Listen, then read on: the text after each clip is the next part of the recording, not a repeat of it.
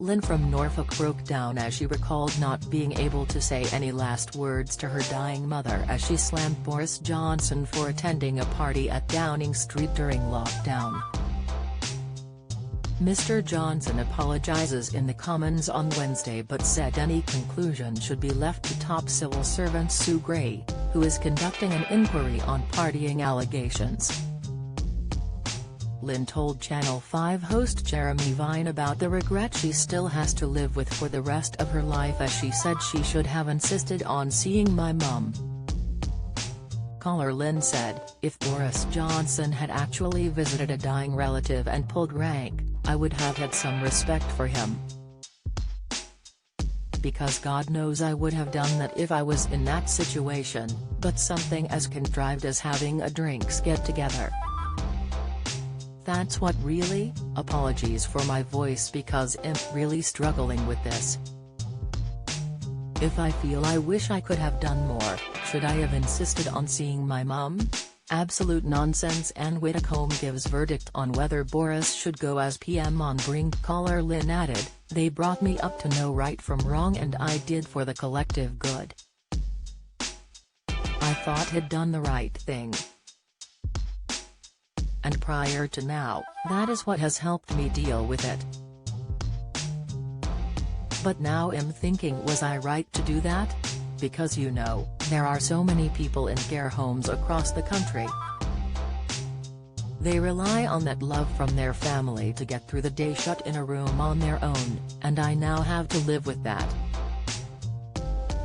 Having a laugh? BBC Newsnight viewers slam Jacob Rees-Mogg for defending Boris Johnson. Lynn added, "And I can't answer, I can't speak to my mum, I can't ever put it right. And Boris Johnson's resignation is the only way Winifred Wilkins' death will in some way be justified. I mean, one of your guests talked about instability, about changing the leader. We need a leader who has integrity. Quite frankly, whatever he would say to me now, I would not follow it.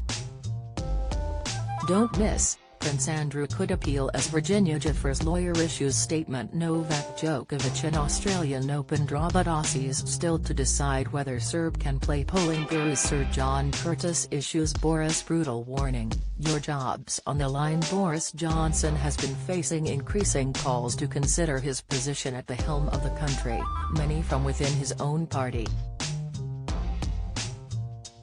Scottish Conservatives leader Douglas Ross said, "I said, yesterday, if the Prime Minister attended this gathering event in Downing Street on May 20, 2020, he could not continue as Prime Minister, so, regretfully, I have to say his position is no longer tenable."